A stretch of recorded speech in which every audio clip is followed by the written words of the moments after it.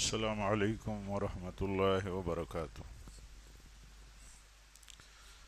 ان الحمد للہ نحمده ونستعینه ونستغفره ونعوذ باللہ من شرور انفسنا ومن سیئات اعمالنا من يهده الله فلا مضل له ومن يضلل فلا هادي له واشهد ان لا اله الا الله وحده لا شريك له واشهد ان محمدا عبده ورسوله يا ايها الذين امنوا اتقوا الله حق تقاته ولا تموتن الا وانتم مسلمون يا ايها الناس اتقوا ربكم الذي خلقكم من نفس واحدة وخلق منها زوجها وبث منهما رجالا كثيرا ونساء واتقوا الله الذي تساءلون به والارحام ان الله كان عليكم رقيبا يا ايها الذين امنوا اتقوا الله وقولوا قولا سديدا يصلح لكم اعمالكم ويغفر لكم ذنوبكم ومن يطع الله ورسوله فقد فاز فوزا عظيما اما بعد فان خير الحديث كتاب الله وخير الهدي هدي محمد صلى الله عليه وسلم وشر الأمور محدثاتها وكل محدثة بدعة وكل بدعة ضلالة وكل ضلالة في النار۔ معزز حاضرین، دینی بھائیوں اور اسلامی ماں اور بہنوں، تھوڑی دیر کے لیے چند باتوں پر ہمیں غور کرنا ہے، اور یہ غور کا نہایت ہی اہم وقت ہے۔ رمضان کا یہ مبارک مہینہ آخری مرحلے میں ہے۔ آج ہمیں غور یہ کرنا ہے کہ اللہ تعالیٰ نے جس مقصد کے لیے اس مبارک مہینے کا روزہ ہم پر فرض کیا ہے، اور ہم روزے دار ہیں، پوری محبت، شوق، لگاؤ سے روزہ رکھتے ہیں، تو کیا وہ مقصد ہم حاصل کر رہے ہیں؟ ہم نے حاصل کیا ہے؟ اس بات پر غور کرنا ہے۔ کیا جس مقصد کے لیے اللہ تعالیٰ نے اس ایک مہینے کا روزہ ہم پر فرض کیا ہے، تو ہم روزے داروں نے کیا اس مقصد کو سامنے رکھ کر کے روزہ رکھا ہے؟ یہ اتنی عظیم عبادت کا عمل ہم نے انجام دیا ہے، تو مقصد اور اس روزے کا جو اصل ٹارگیٹ ہے، کیا وہ ہمارے سامنے ہے؟ ہمارے سامنے تھا، آج بھی ہے؟ بہت سیدھی سمپل بات اللہ تعالیٰ نے بتائی ہے اس کے مقصد کے تعلق سے، بہت سادے سمپل انداز میں کہ ایمان والو، تم پر رمضان کے مہینے کا روزہ فرض کیا گیا ہے، تم سے پہلی امتوں پر بھی فرض کیا گیا تھا۔ مقصد کیا ہے؟ مقصد اللہ تعالیٰ فرماتا یہ ہے کہ تم تقوی والے بن جاؤ، یعنی تقوی، پرہیزگاری، گناہوں سے بچنے والا ذہن بن جائے، بچنے کی صلاحیت پیدا ہو جائے۔ اس لیے اللہ تعالیٰ نے یہ رمضان کے مہینے کا یہ پورا روزہ فرض کیا ہے۔ تو غور کی بات یہ ہے کہ کیا اسی مقصد کے تحت ہم نے روزہ رکھا ہے؟ ہم روزہ رکھتے ہیں؟ اللہ تعالیٰ چاہتا ہے کہ اس مبارک مہینے کی پابندیوں سے، حرام کی پابندیاں تو ہی ہیں، ہر وقت ہیں، حلال کی پابندیاں ہم نے اٹھائی ہیں۔ ہم نے اللہ تعالیٰ کے حکم سے حلال، پاکیزہ، طیبات کی پابندیاں ہم نے اٹھائی ہیں۔ اللہ تعالیٰ فرماتا اس لیے یہ پابندیاں لاگو کی گئیں اور ہم نے اٹھائی ہیں، تو کیا اس کے بعد پرہیزگاری آئی ہے کہ نہیں آئی ہے؟ پرہیزگاری کے خاطر ہم نے عبادت کی ہے یا نہیں کی ہے؟ پرہیزگاری سے مراد گناہوں سے بچنا۔ مثال کے طور پر تمباکو کھانا گناہ ہے، سگریٹ پینا گناہ ہے، خبیث چیزوں میں سے ہے بالاتفاق، مضر چیزوں میں سے ہے بالاتفاق، سارے مسلمان، سارے انسان متفق ہیں اس پر۔ ہم پابندیاں پوری طور پر رمضان کے پیریڈ میں، اس عبادت کے پیریڈ میں کرتے ہیں، اور اللہ تعالیٰ چاہتا ہے کہ یہی عبادت کے پیریڈ کی پابندیاں جو حرام کی کرتے ہی ہیں روزے دار، حلال کی بھی کرتے ہیں تو یہ اللہ تعالیٰ چاہتا ہے کہ جتنی خبیث منکر گناہ کے کام ہیں ان سے بھی کانٹینیو میرا روزے دار بندہ بچ جائے. اب اگر نہیں بچتے ہیں تو اتنی محبت، اتنا شوق، اتنا لگاؤ، ہر مرد و عورت، ہر نوجوان، ہر بوڑھے، حتیٰ کہ بیمار اور مسافر بھی روزہ نہیں چھوڑنا چاہتا، نہیں توڑنا چاہتا ہے. تو کیا وہ اس ٹارگیٹ اور اس مقصد کے تحت روزہ رکھتا ہے؟ یہ ہمیں دیکھنے کی چیز ہے، یہ فکر کی چیز ہے کہ کیا ہم نے اللہ کی پابندیاں حلال اور طیبات اٹھا کر کے ہم نے اللہ کے حکم کی فرمانبرداری میں اب مسلسل نافرمانی کی چیز، ناپاک اور خبیث چیز سے بھی ہم نے اپنے آپ کو بچانے کے لیے تیار کر لیا؟ اور ہے ہمارے اندر صلاحیت، اللہ تعالیٰ نے ہمارے اندر صلاحیت پیدا کر کے رکھی ہے. جو ہمارا عزیز چھوٹا بڑا سگریٹ پیتا ہے وہ 14 گھنٹہ اس سے دور رہتا ہے، انگلی نہیں لگاتا، منہ نہیں لگاتا، اور وہ شوق سے اللہ تعالیٰ کی فرما برداری میں اس سے دوری بنائے رکھتا ہے. تو پھر کیوں وہ مسلسل دوری نہیں بنا سکتا؟ اللہ تعالیٰ چاہتا وہ دوری بنانا مطلوب ہے، وہ دوری بنانا مطلوب ہے. روزے کے اس کانٹینیو پیریڈ میں دوری بنانے کے بعد آگے بھی دوری بنانا مطلوب ہے. اگر یہ چیز نہیں پیدا ہوئی تو گویا کہ روزے کا مقصد بندے کی زندگی میں نہیں آیا، یا اس کو مقصد سمجھ کر کے اس نے انجام نہیں دیا. ہم کیا ایسے ہی روزے دار ہیں، یا ایسے ہی روزہ دار ہمارا سماج ہے، کمیونٹی ہے، ہم سب لوگ ہیں کہ ہمیں بھوکا پیاسا رہنا ہی اصل ہے؟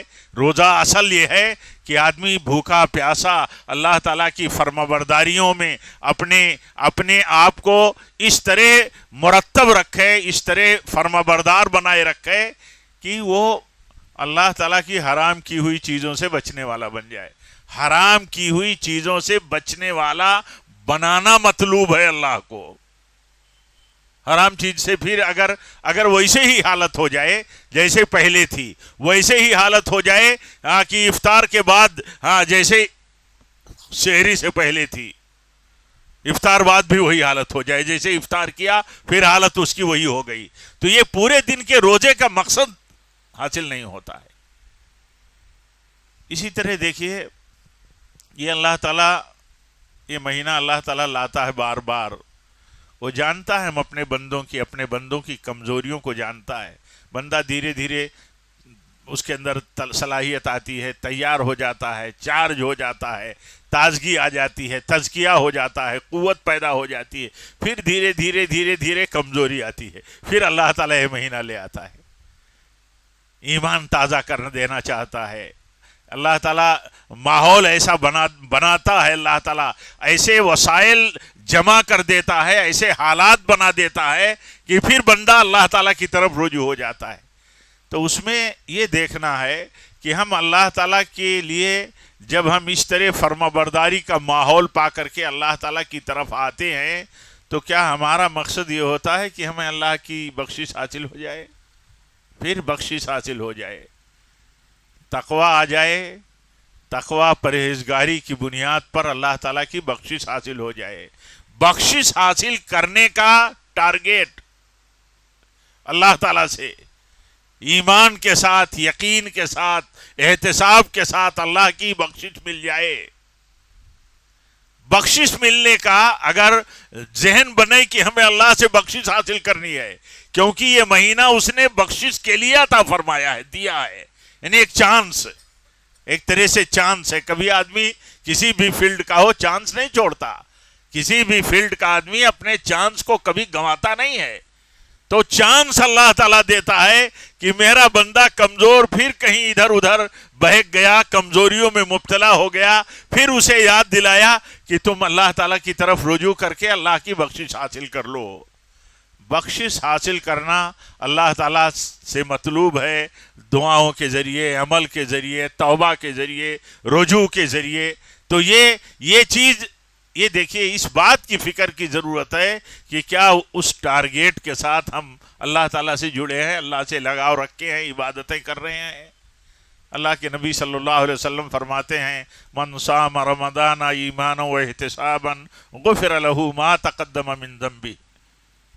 ایمان کے ساتھ روزہ ایمان کے ساتھ، روزے پر جو وعدے ہیں ان پر ایمان کے ساتھ روزہ.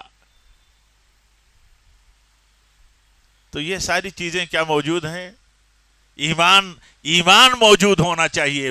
بدعقیدگی پر کوئی عمل قبول نہیں اللہ تعالیٰ کے ہاں. روزہ ہو، نماز ہو، کوئی بھی نہیں کی، جس کا عقیدہ اور ایمان صحیح نہیں اس کی کوئی عبادت قبول نہیں. ایمان اس بات کا کہ اللہ تعالیٰ نے روزے کا جو بدلہ بتایا ہے، انعام بتایا ہے، اس پر ایمان، اس ایمان کے ساتھ بندہ روزہ رکھتا ہے کہ اللہ تعالیٰ بخش دے گا، اللہ تعالیٰ جنت کا داخلہ باب الریان سے دے گا، اسپیشل گیٹ سے دے گا.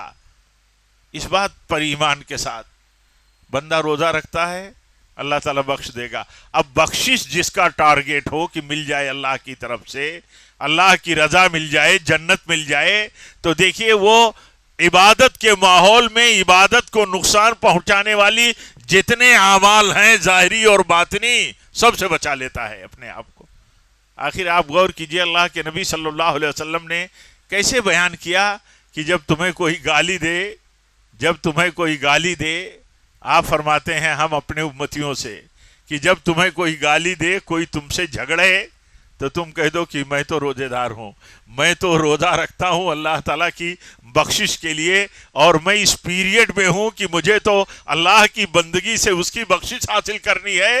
تم گالی دو گے تو بھی میں جواب نہیں دوں گا، تم لڑنے پر آؤ گے تو بھی میں لڑائی نہیں کروں گا، اس لیے کہ میرا ٹارگیٹ بہت بڑا ہے. کیا یہ فکر ہے؟ یہ فکر کی مطلب ضرورت ہے، اس فکر کی مطلب یہ احساس کی ضرورت ہے، احساس ہو کہ ہم اس فکر کے ساتھ روزہ رکھتے ہیں. ایسے ہی آپ دیکھیے یہ آخری عشرہ ہے، اور آخری عشرے میں آخری دن ہے.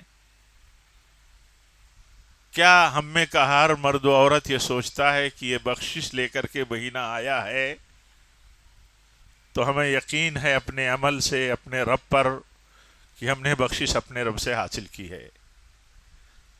حدیث میں آتا ہے اللہ کے نبی صلی اللہ علیہ وسلم ایک دن ممبر پر چڑھے تو آپ نے فرمایا آمین آمین آمین. تو صحابہ نے پوچھا کہ عام معمول کے خلاف آپ نے ایسا کیا، ایسا آپ نے کہا، ایسا تو آپ کہتے نہیں تھے. تو آپ نے فرمایا کہ جبریل آئے تھے. تو جبریل نے کہا کہ اس بندے کو اللہ تعالیٰ محروم کر دے، اس بندے کو اللہ تعالیٰ محروم کر دے یا مستحق لعنت ہے. کون؟ جسے یہ مہینہ ملا ہو اور اس نے اپنی بخشش نہ کرا لی ہو.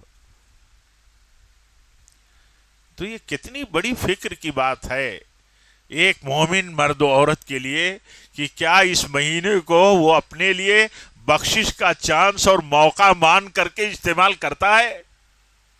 یہ تھوڑی سی فکر کی چیز ہے ہاں کہ آدمی یہ اس مطلب ریفرنس میں وہ روزہ دار ہے، یہ مہینے کو پا گیا تو کیا اسی ڈھنگ سے وہ اس مہینے کے ساتھ اپنے معمولات زندگی کو لگائے ہوئے ہے. ہر کام کے پیچھے اس کی فکر ہے. یہ مہینہ روزے کا ہے، یہ مہینہ تراویح کا ہے، یہ مہینہ آخری عشرے میں اعتکاف کا ہے، آخری عشرے میں خوب جد و جہد اور عبادت کا ہے، سنت اور اصولوں کے دائرے میں رہتے ہوئے. تو یہ ساری چیزوں میں لگا ہوا ہے. تو کیا وہ یہ ذہن بنا کر کے کام کرتا ہے، عمل کرتا ہے کہ اللہ کی بخشش ہمیں لینی ہے، اور اللہ کی بخشش کا طلبگار خواستگار جو ہے وہ گناہوں سے دوری بنائے رکھے گا. اور ایک بات آخری بات کے طور پر یہ کہ جب ہمارے سامنے یہ کنسپٹ ہے پورے طور پر بہت واضح دو ٹوک انداز میں کہ تقوی پرہیزگاری کے لیے روزہ فرض کیا گیا ہے، تو ہم میں ہر آدمی جائزہ لے، ہر روزے دار مرد و عورت، چھوٹا بڑا، عالم غیر عالم، امیر غریب، کہ تقوی کے لیے روزہ فرض کیا اللہ تعالیٰ نے، اور ہم نے رمضان کا پورا مہینہ روزہ رکھ کر کے، عبادت کر کے، صدقات سخاوتیں کر کے، خرچ کر کے اللہ کا دیا ہوا مال، جس کے پاس زیادہ اس نے زیادہ خرچ کیا، جس کے پاس تھوڑا اس نے تھوڑا خرچ کیا. خرچ کرنے کا مزاج اس کا رہا، اور اس نقطۂ نظر سے خرچ کیا کہ ایک آدمی 1,00,000 روپیہ خرچ کرتا ہے اسے 1,00,000 روپے کا ثواب ہے، ایک آدمی 1 روپیہ خرچ کرتا ہے اسے 1 روپے کا ثواب 1,00,000 کے برابر ہو سکتا ہے۔ کسی کے پاس 100 لاکھ ہے اس نے 1,00,000 خرچ کر دیا، کسی کے پاس 100 روپے اس نے 1 روپیہ خرچ کر دیا، بتائیے برابر ہیں دونوں خرچ کرنے میں کہ نہیں؟ خرچ کرنے والا کس نقطۂ نظر سے خرچ کرتا ہے؟ اللہ کا دیا ہوا مال ہے، اللہ کے نبی کی سنت ہے، اس مہینے کی آپ کا ممتاز ایک عمل تھا، آپ کی سیرت طیبہ کا نمایاں پہلو تھا کہ آپ ایسے تو سارے لوگوں میں سب سے سخی تھے، لیکن رمضان کے مہینے کی سخاوت تو ناقابل بیان ہے۔ اس کی صفت بیان کرتے ہیں صحابی کہ جیسے ہوا چلتی ہو کھلی اور ہر جگہ پہنچتی ہو، کوئی حصہ کوئی ایریا چھوٹتا نہ ہو، جب چھوٹ کے ہوا چلتی ہے تو دیکھیے اللہ کے نبی کی صفت رمضان میں خرچ کرنے کی یہ ہوتی تھی۔ تو اس میں کیا آپ صلی اللہ علیہ وسلم کیسے امیر اور مالدار تھے؟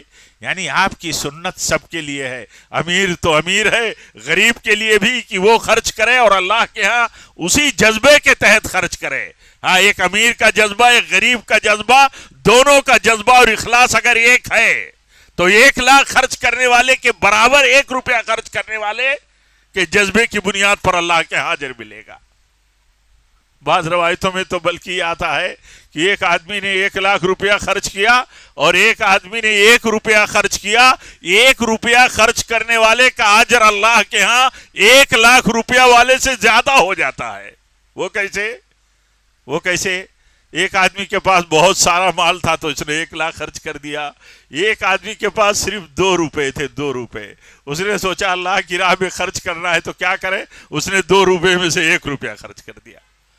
آپ بتائیے 1 روپیہ خرچ کر دیا، 2 روپیہ ہوتے ہوئے 1 خرچ کر دیا تو گویا کہ اس کے پاس جتنا مال تھا اس میں 50% خرچ کر دیا، تو آگے گیا کہ نہیں گیا؟ تو نیکی کا ماحول اور نیکی کے مطلب جذبے جب اس طرح کے ہوتے ہیں تو یہ سمجھ میں آتا ہے کہ بندہ اللہ سے پانا چاہتا ہے، اللہ سے لگاؤ رکھتا ہے، اللہ کے دیے ہوئے موقع سے بھرپور فائدہ اٹھانا چاہتا ہے۔ تو یہ چند باتیں ہاں جو کچھ نہیں ہیں اور کوئی بات اس میں نہیں ہے، بس ایک ہی مطلب تازگی کے طور پر، یاد دہانی کے طور پر، فکر کے طور پر یا دعوت فکر کے طور پر میں نے یہ بات بیان کر دی آپ سب کے سامنے۔ ہم سب کو اس پر غور کرنے کی ضرورت ہے کہ یہ موقع ہمارے ہاتھوں سے جا رہا ہے، ہمیں آج بھی غور کرنے کی ضرورت ہے کہ ہم نے ان ساری جہود اور کوششوں میں ہم نے کیا پایا ہے۔ اگر ایک سگریٹ پینے والا ہمارا عزیز بیٹا، بھائی، بزرگ، اگر اس نے سگریٹ اس لیے چھوڑ دیا کہ اللہ تعالیٰ چاہتا ہے اس بھوک پیاس اور پابندی سے گناہوں سے بچانا چاہتا ہے تو وہ بچ گیا، تو اسے مقصد ملا، تب اسے مقصد ملا۔ اور اگر ایسا نہیں کیا تو نہیں مقصد ملا۔ رمضان کے مہینے کی یہ پابندیاں عبادتوں کی، ان پابندیوں کے پیچھے مقصد کیا ہے؟ بندہ آگے کنٹینیو پابند رہے۔ رمضان ختم ہوا، فطر آ گیا، یوم الفطر آ گیا اور پھر ویسے ہی آزاد ہوا تو کیا ہوا؟ اس کا معنی یہی ہوا کہ روزہ دار تھا رمضان بھر، تراویح پڑھتا رہا رمضان کی راتوں میں، لیکن اسے ایک نتیجہ اور مقصد کچھ نہیں ملا، رزلٹ نہیں ملا، رزلٹ کچھ نہیں ہے اس کے لیے، بھوک پیاس اور رت جگہ کے سوا کوئی رزلٹ نہیں۔ اس لیے فکر کی ضرورت ہے۔ میں اپنے لیے، آپ سب کے لیے اللہ تعالیٰ سے توفیق مانگتا ہوں کہ اللہ تعالیٰ ہم سب کو فکر دے، اور یہ مہینہ جو آتا ہے اللہ تعالیٰ ہمیں ان لوگوں میں شامل کرے جن کی اس مہینے کی اس مبارک مناسبت پر اللہ تعالیٰ کی طرف سے بخشش ہو جاتی ہے۔ ہمیں توبہ کرنے والا اور اللہ تعالیٰ سے معافی طلب کرنے والا اپنا بندہ اللہ تعالیٰ ہم سب کو بنائے رکھے۔ جب تک ہماری زندگی ہو ہم فرما بردار رہیں، مسلمان رہیں۔ مسلمان کا مطلب فرما بردار۔ اللہ تعالیٰ فرماتا ہے، یا ایھا الذین آمنوا اتقوا اللہ حق تقاتہ ولا تموتن الا وانتم مسلمون۔ اے میرے ایمان والے بندو، مرد ہو یا عورت، سب کو اللہ مخاطب کرتا ہے، تم مرنا نہیں مگر فرما برداری پر۔ یعنی فرما برداری پر مرنا. فرما برداری پر مرنے کے لیے اللہ تعالیٰ یہ مہینہ لاتا ہے کہ فرما برداری کی ٹریننگ لے کر کے زندگی بھر پھر فرما برداری میں لگا رہے, تاکہ چاہے جس گھڑی چاہے جس وقت موت آئے تو فرما برداری پر آئے. اللہ تعالیٰ ہم سب کو تقویٰ کی زندگی عطا فرمائے, فرما برداری کی زندگی عطا فرمائے, سنت کی پیروی کی زندگی عطا فرمائے, مسلک سنت پر چلنے والا اللہ تعالیٰ ہم سب کو بنائے رکھے, اور جب بھی ہماری موت ہو تو اسی پر ہو. وآخر دعوانا ان الحمد للہ رب العالمین. والسلام علیکم ورحمۃ اللہ وبرکاتہ.